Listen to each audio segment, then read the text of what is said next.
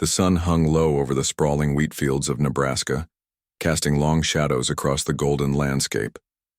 Jay Park moved slowly between the rows, his weathered hands brushing against the ripe stalks. Sweat beaded on his forehead, a testament to another long day of hard work. Something was different today.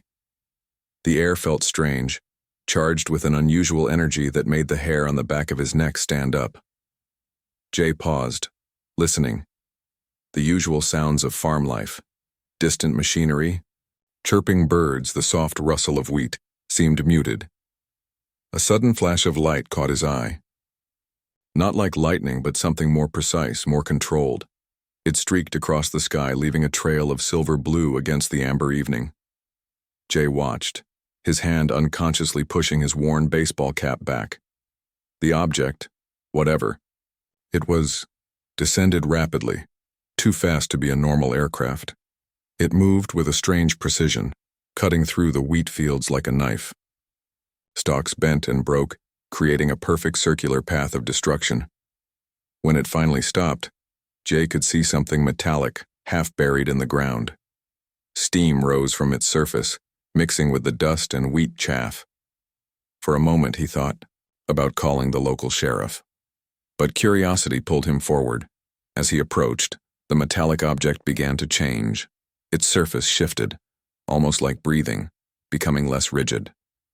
Then he saw her. A woman lay among the broken wheat, her skin an unusual pale color that seemed to shimmer between lavender and silver. Her clothing was unlike anything Jay had ever seen, a complex weave of materials that seemed to change color with every movement of light. She wasn't moving. Jay approached carefully. Years of farm work had taught him to be cautious but practical. He checked for breathing. Yes, she was alive. Her chest rose and fell with slow, measured breaths that didn't seem quite human. He knelt beside her, noticing details. Her hair was unusual, not quite black, not quite silver, with a subtle iridescent quality. Her ears were slightly different, slightly longer than a normal human's. Small details that spoke of something other. The machine, or spacecraft, or whatever it was, had almost completely dissolved, leaving nothing but a strange metallic residue on the ground. Jay realized he would need to explain this to someone, but first he needed to help her. Carefully, he lifted her. She was lighter than he expected, her body seeming to adjust to his grip in a way that felt almost natural. Her skin was cool too, the touch, but not uncomfortably so. His farmhouse wasn't far. An old two-story building that had seen better days, but it was clean and warm. He laid her on the guest bed, covering her with a simple quilt his mother had made years ago. Her breathing remained steady. Her eyes moved rapidly behind closed lids, suggesting she was dreaming or processing something complex. Jay wondered where she had come from, what journey had brought her to his small piece of Nebraska farmland. He prepared a basic first aid kit, though he wasn't sure what medical approach would work for someone who clearly wasn't human. A glass of water, a clean cloth, basic supplies, the same things he would prepare for any unexpected guest. Outside, the wheat fields continued their gentle dance, as if nothing extraordinary had happened. The evening light turned everything golden, peaceful. But inside the farmhouse, something remarkable was about to unfold. Jay Park sat in a chair beside the bed, watching the mysterious woman. He had seen many strange things in his years of farming: unexpected weather, unusual crop patterns, mysterious nightlights. But this was different. This was the beginning of something he couldn't yet understand. The first light of dawn crept through the farmhouse window, casting soft shadows across the guest room. Jay had fallen asleep in the chair, his body bent at an uncomfortable angle. A soft sound drew him awake, something between a whisper and a mechanical hum. The woman was moving.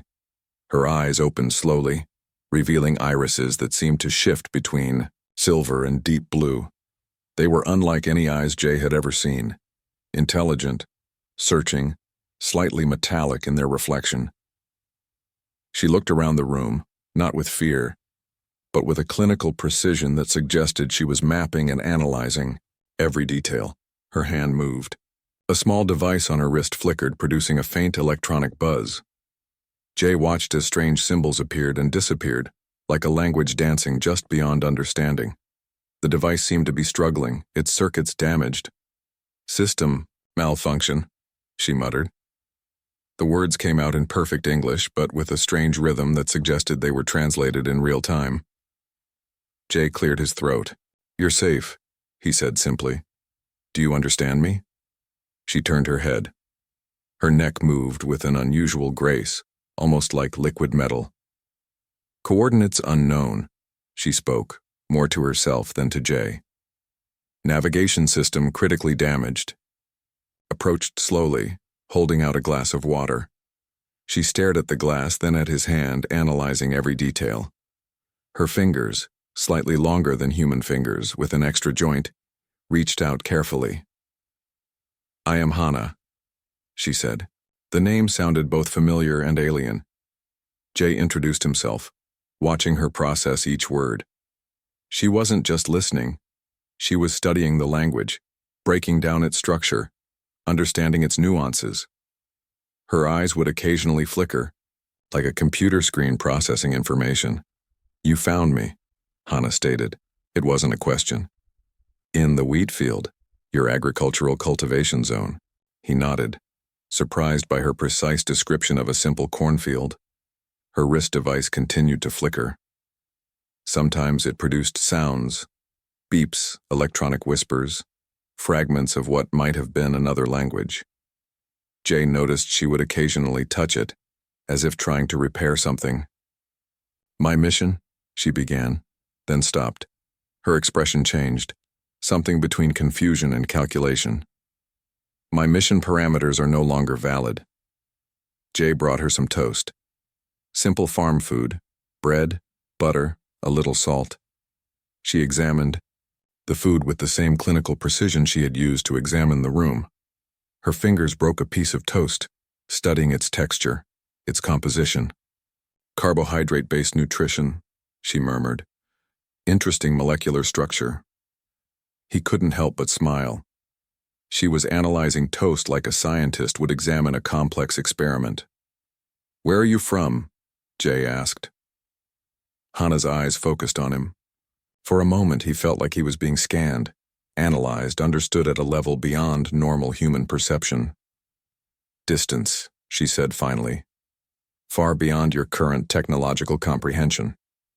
The morning light continued to fill the room. Outside, tractors would soon start. Chickens would begin their morning noise. But inside this farmhouse, something extraordinary was happening. A visitor from somewhere impossibly far had landed in the middle of Nebraska's wheat fields, and neither Jay nor Hana knew exactly what would happen next. Her device buzzed again. More strange symbols. More electronic whispers from a world Jay could not understand. But he was about to learn.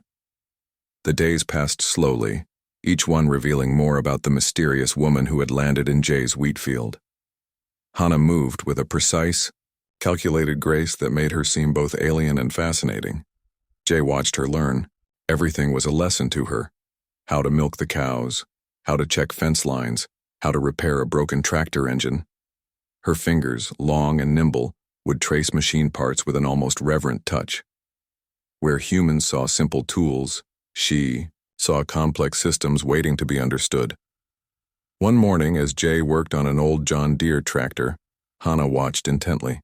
Her translation device had stabilized, allowing for more complex communication. "On my world," she explained, "we have machines that rebuild themselves, autonomous systems that require minimal human intervention." Jay chuckled, wiping grease from his hands. "Here, we fix things the old-fashioned way. Duct tape, patience, and a whole lot of trial and error." She seemed confused by the concept. Trial and error? Inefficient. But her eyes betrayed a growing fascination. When he showed her how to patch a hole in the tractor's fuel line using a piece of rubber and some wire, something changed in her expression. It wasn't just understanding, it was admiration. The farm became a classroom. Hana learned about crop rotation, about the delicate balance between human effort and natural cycles. She was particularly intrigued by the chickens, watching them peck and scratch with a scientific intensity that made Jay laugh. "Your agricultural systems are primitive," she said one day, "but remarkably adaptive." Jay didn't take offense. He knew she was observing, not judging. Each day she seemed to understand more about human complexity. During evenings they would sit on the porch. Hannah would ask questions about human behavior, about emotions, about the seemingly illogical choices humans made, Jay would explain, sometimes struggling to put complex human experiences into words. "Why do humans help each other without immediate benefit?" she asked one sunset, watching a distant neighbor's truck stop to help another farmer with a broken-down vehicle. Jay thought for a moment. "Because that's what we do," he said simply. "Community matters." Her translation device worked overtime, trying to process the depth of such a simple statement. The local community began to notice something different. Rumors spread about the strange woman living on Jay's farm, pale-skinned, always watching, moving with an unusual grace. But Jay protected her, deflecting questions, keeping her existence a careful secret. Hannah began to help around the farm. Her strength was surprising. She could lift heavy feed bags at W. Jay realized something profound was happening. This wasn't just about a stranded alien learning about human life. This was about two completely different ways of understanding the world finding a common ground. As weeks passed, Hannah changed. Her movements became less mechanical. Her questions became more nuanced. She was learning something beyond scientific observation. She was learning what it meant to be part of something. The wheat fields continued to grow. The farm continued its rhythmic dance of life, work, and survival. And in the middle of it all, a human farmer and an alien visitor were discovering something unexpected, a connection that transcended the vast distances of space and understanding. The old barn became their workshop. Jay's collection of tools, rusted wrenches, spare electrical parts, bits of wire and metal, spread across a workbench that had seen generations of farm repairs. Hannah moved among these tools like a dancer, her fingers exploring each piece with intense curiosity. Her damaged communication device lay in pieces. Most would have considered it beyond repair. But Hannah saw potential where others saw only broken technology. Jay watched, fascinated by her approach. "Your tools are primitive," she said, connecting an old radio circuit to her alien device, "but remarkably versatile." Jay had learned not to take offense. Her observations were always clinical, never meant to insult. He handed her a soldering iron, a tool passed down from his grandfather. Hannah examined it carefully, her fingers tracing its worn handle. The device began to come alive. Lights flickered, soft blues and greens that seemed to pulse with an almost living energy. Strange symbols appeared and disappeared, a language no human had ever seen before. "We calculate," Hannah explained. "Your people create." It was more than just repairing technology. It was a meeting of two entirely different approaches to problem solving. Where her civilization would typically replace a broken device, Jay's world had learned to repair, to adapt, to find solutions with limited resources. Days turned into weeks. The communication device slowly transformed. It was no longer entirely alien, no longer completely human. Something new emerged, a hybrid of two technological approaches. Jay brought out old computer parts from his late father's collection. Hannah's eyes lit up, literally. The silver blue of her irises seemed to shimmer with excitement. She saw potential where others would see outdated junk. "Your planet's technological evolution is fascinating," she told him. "You solve problems, through creativity, not just calculation." The barn became a strange laboratory. Chickens wandered in, occasionally pecking at dropped components.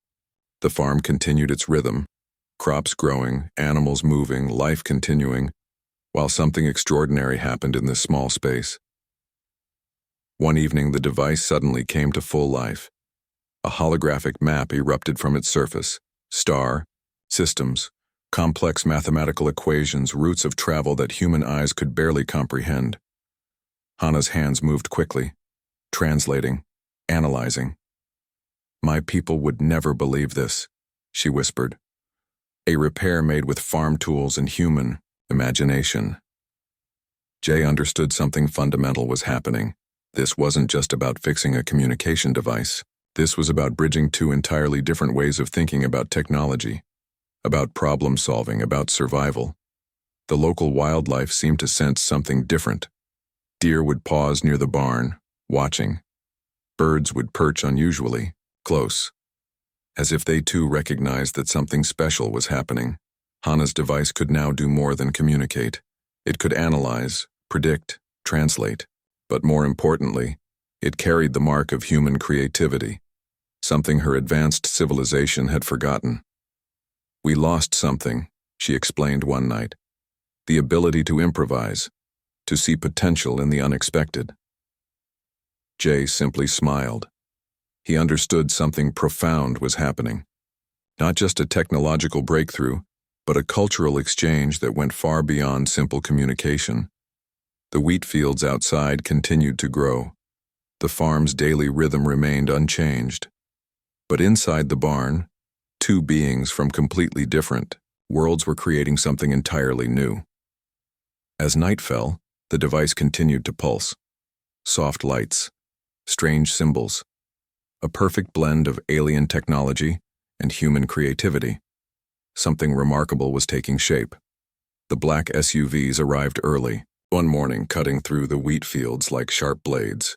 Jay was working with Hana near the barn when they appeared. 3 vehicles, government plates, men in dark suits moving with practiced precision. Hana didn't panic. Instead, she watched them approach with the same clinical observation she had used since landing in the wheat field. Her repaired communication device hummed softly at her wrist, translating, analyzing. "Research team," she whispered to Jay. "Diplomatic intervention protocol." The lead agent was a tall man with sharp eyes and a carefully pressed suit. He didn't look threatening, just intensely professional. "Mr. Park," he said, "we need to discuss your guest." Jay stood his ground. Farmers weren't easily intimidated, and he had spent weeks protecting Hana. "She's staying with me," he said simply. To everyone's surprise, Hana stepped forward. Her movements were precise, her English perfect. "I will assist in the diplomatic process," she announced. It wasn't a request. It was a statement. The government team hadn't expected this. They had prepared for negotiation, for potential conflict. Instead, they found a carefully prepared report, a comprehensive analysis of human potential written by an alien scientist. Hana's document was extraordinary. It described human adaptability, creativity, and potential in ways no previous alien observation had ever captured. She had studied Jay's farm, a simple Nebraska wheat farm, and found a microcosm of human innovation. "Humans do not just solve problems," her report read. "They reimagine solutions entirely." The agents read the document, their professional masks slowly changing. What had started as a potential containment mission was transforming into something else entirely. Jay watched, understanding something profound was happening. This wasn't about capturing an alien. This was about first contact, about understanding. Discussions continued for days. The farm became an unexpected diplomatic center. Researchers came and went. Hana moved between scientific explanation and human storytelling with remarkable ease. She explained her mission, originally a simple reconnaissance of emerging civilizations. But her experience on the farm had changed everything. She had discovered something her advanced civilization had forgotten: the power of improvisation, of creative problem solving. The government team was particularly interested in the hybrid communication device Hana and Jay had created together. It represented something unprecedented, a true collaboration between alien and human technology. "We want to understand your connection," one researcher asked Jay. He simply shrugged. "Sometimes," he said, "people just help each other." As negotiations continued, something unexpected happened. Hana was no longer seen as a potential threat. She was becoming a bridge, a diplomatic connection between two entirely different worlds. The wheat fields continued to grow.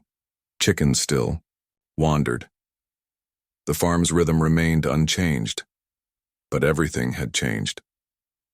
On the final day, as Hannah prepared for her next journey, she turned to Jay. "You have shown me more than technology," she said. "You have shown me hope."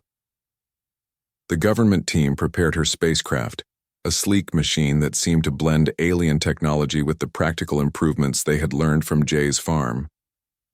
It was a perfect metaphor for everything that had happened. Jay stood watching as the spacecraft prepared to launch. The wheat fields around them seemed to wave, as if saying goodbye. "Humans are fascinating," Hannah said, her final words of translation crackling through her device. And then she was gone. The wheat fields returned to their quiet dance. The farm continued its rhythm. But something fundamental had changed. A small piece of Nebraska had become the center of the most important diplomatic mission in human history.